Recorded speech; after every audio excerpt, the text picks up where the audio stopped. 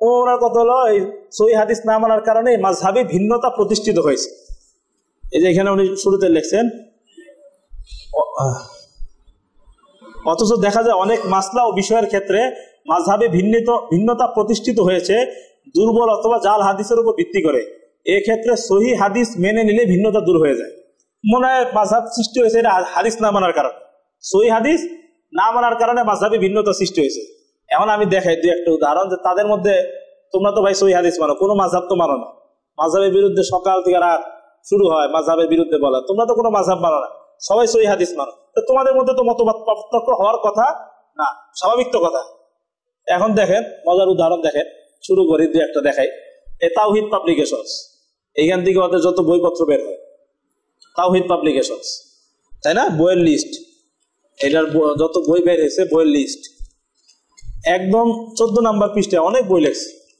এই দেখেন এখানে 299 নাম্বার যে বইটার তালিকা দিছে, রুকু পেলে রাকাত হবে, ইবনু আহিলা, রুকু পেলে রাকাত হবে বই লেখছে, এক গায়রে মুখালিদ ইবনু আহিলা নাম, ওটা তাওহীদ থেকে ছাপছে, রুকু পেলে রাকাত হবে ইবনু আহিলা, তার মানে কেউ যদি ইমামকে রুকু অবস্থায় পায় তাহলে রাকাত হবে। একটু পরে দেখবেন এই 299 নেই, একই পৃষ্ঠার একটু নিচে গিয়ে দেখবেন 312 নাম্বার তালিকায় বই আছে রুকু পেলে রাকাত হবে না, রুকু পেলে রাকাত হবে না, আব্দুস সাত্তার কালাবুল। মাযহাবের ইখতিলাফ উম্মতরা শেষ করে দিয়েছে, আর ওদের বইয়ের লিস্টের মধ্যে ইখতিলাফ। এখন বুঝেন তাহলে বইয়ের মধ্যে কি অবস্থা, বইয়ের লিস্টে যদি ইখতিলাফ থাকে, একজন লেখছে রুকু পেলে রাকাত হবে না ইবনু আহিলা, আর আরেকজন লেখছে রুকু পেলে রাকাত হবে, এই রুকু পেলে রাকাত হবে লেখছে ইবনু আহিলা, আর রুকু পেলে রাকাত হবে না লেখছে কালাবুল, দুজনে গায়রে মুকাল্লিদ, বইয়ের লিস্টের মধ্যে ইখতিলাফ। এছাড়া তো আরো বহুত ইখতিলাফ আছে, দুই একটা দেখাইতেছি। বিসমিল্লাহির রহমানির রহিম, এটা জোরে বলা যাবে কি যাবে না, জোরে বলা যাবে কি যাবে না, গায়রে মুকাল্লিদের মধ্যে ইখতিলাফ। এই যে শায়েখ আকরামুজ্জামানের সম্পাদনা ইসলামী শিক্ষা ও সংস্কৃতি ইনস্টিটিউট, ওনার প্রতিষ্ঠান দিয়ে বেরিয়েছে নবী সাল্লাল্লাহু আলাইহি ওয়াসাল্লামের সালাত আদায়ের পদ্ধতি, ভূমিকার মধ্যে লেখা দিছে যে এই বইয়ের যে নিয়ম ও পদ্ধতি এগুলা সহিহ হাদিস ভিত্তিক, এখানে কোনো উল্টাপাল্টা কথা নাই, লেখা দিছে। আচ্ছা দেখেন এই বইয়ের মধ্যে কি আছে, এই বইয়ের 28 নম্বর পৃষ্ঠায় লেখা আছে, ফায়দা, সলাতে উচ্চ স্বরে এবং নিম্ন স্বরে উভয় নিয়মেই বিসমিল্লাহ বলার হাদিস সহিহ সনদে বর্ণিত হয়েছে। সলাতে উচ্চ স্বরে এবং নিম্ন স্বরে উভয় নিয়মেই বিসমিল্লাহ পড়ার হাদিস সহিহ সনদে বর্ণিত হয়েছে, সুতরাং উভয় নিয়মের উপরে আমল করা উচিত। মানে মাঝে মাঝে আস্তে বিসমিল্লাহ পড়া উচিত, মাঝে মাঝে জোরে বিসমিল্লাহ পড়া উচিত। এটা হলো শায়েখ আকরামুজ্জামানের বই, ইসলামী শিক্ষা ও সংস্কৃতি ইনস্টিটিউটে প্রকাশিত। তো এখানে কি লেখছে, জোরে বিসমিল্লাহ মাঝে মাঝে বলা উচিত, এটাও যেহেতু সহিহ হাদিসে আছে। আচ্ছা এখন দেখেন আরেকজন গায়রে মুকাল্লিদের নাম শুনছেন না, এই কি নাম, মুরাদ বিন আমজাদ। আচ্ছা দেখেন মুরাদ বিন আমজাদ কি লেখছে,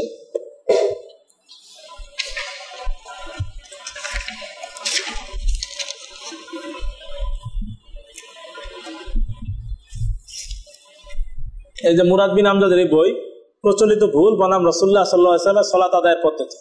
প্রচলিত ভুল, আর প্রথমে প্রচলিত ভুল উল্লেখ করছেন, তারপর রাসূল সাল্লাল্লাহু আলাইহি ওয়াসাল্লাম সালাত আদায়ের পদ্ধতি এটা উল্লেখ করছেন। তাওহীদ পাবলিকেশন থেকে প্রকাশিত মুরাদ বিন আমজাদ, এই বইয়ের 16 নম্বর পৃষ্ঠায় উনি লিখছেন, প্রচলিত ভুল, প্রচলিত ভুল আমাদের সমাজে তথাকথিত কিছু সংখ্যক নামধারী আহলে হাদিসকে, মুরাদ বিন আমজাদ বলতেছে, আমাদের সমাজে তথাকথিত কিছু সংখ্যক নামধারী আহলে হাদিসকে বিসমিল্লাহকে সূরা ফাতিহার অংশ হওয়ার পক্ষে সৌদি আরবের কোরআনের নাম্বারকে দলিল হিসাবে উপস্থাপন করতে দেখা যায়। অনুরূপ জেহেরি অর্থাৎ সশব্দে পড়া সালাতে বিসমিল্লাহ উচ্চ স্বরেও পড়েন এবং এর পক্ষে কিছু দুর্বল হাদিস দ্বারা দলিল পেশ করেন, অথচ এর নির্ভরযোগ্য কোনো ভিত্তি নেই। তো আকরামুজ্জামান সাহেবের এখানে আছে যে জোরে বিসমিল্লাহ সহিহ হাদিস দ্বারা প্রমাণিত, ওই নিয়মের উপর আমল করা উচিত। আর উনি লিখছে সশব্দে বিসমিল্লাহ পড়ার পক্ষে কিছু কিছু নামধারী আহলে হাদিস দলিল পেশ করে এবং এগুলা সব দুর্বল হাদিস, অথচ এর নির্ভরযোগ্য কোনো ভিত্তি নেই। এলো মুরাদ বিন আমজাদ সাহেব, এটা হলো মুরাদ বিন আমজাদ সাহেবের ফতোয়া। আর আকরামুজ্জামান সাহেব ফতোয়া হলো জোরে বিসমিল্লাহ মাঝে মাঝে পড়া যাবে, উচিত। আপনি এটা বলছে যে যারা পড়ে এগুলো সব নামধারী আহলে হাদিস। মুরাদ বিন আমজাদ বলছে নামধারী আহলে হাদিস। নামধারী আহলে হাদিস কি হইলো, আকরামুজ্জামান বিন আব্দুস সালাম, উনি তো হইলো। দুইজন আবার বৈশা বলতেছে আপনাদের হানাফি একজন দেওবন্দি আর একজন বেরলভী, হানাফিদের মধ্যে দুই ভাগ হয়েছে। ওই দিন আমার যদি সময় দেওয়া হইতো তাহলে দেখাই দিতাম ইখতিলাফ কত প্রকার ও কি, তোমাদের বই খুলো দেখাও।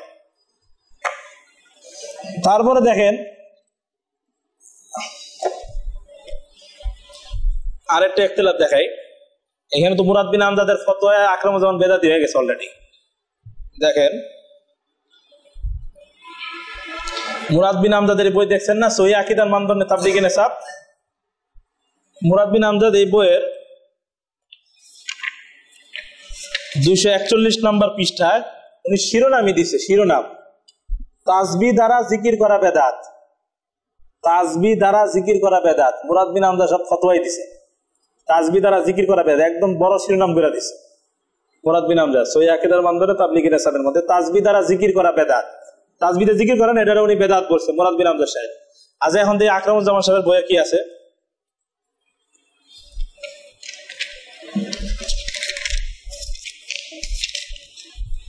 এই যে আকরামুজ্জামানের সম্পাদনায় ফতোয়া আরকানুল ইসলাম বেরিয়েছে, এটা 390 নম্বর পৃষ্ঠায় প্রশ্ন, তাসবিহ দ্বারা তাসবিহ পড়ার বিধান কি? তাসবিহ দানা দ্বারা তাসবিহ পড়ার বিধান কি? উত্তর, তাসবিহ দানা ব্যবহার করা জায়েজ।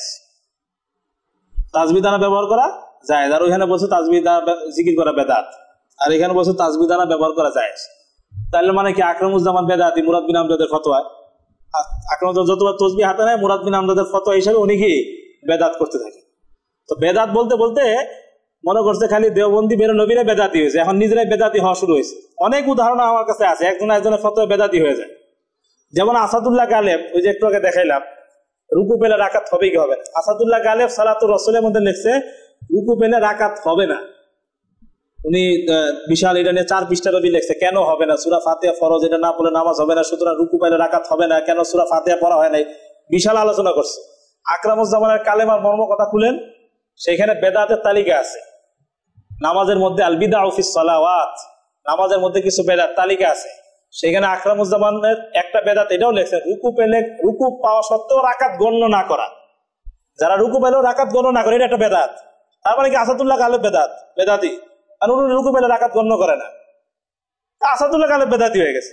আবার আকরামুজ্জামান মুরাদ বিন আমজাদের ফতোয়া হয়ে গেছে বেদাত। আর আল্লাহ জানে মুরাদ বিন আমজাদ কার ফতোয়া বেদাতি হয়েছে, হয়তো হইতে পারে, আমার ঠিক মনে আসতেছে না এখন, তবে আছে অনেক তালিকা, এগুলো এখন বললে শেষ হবে না।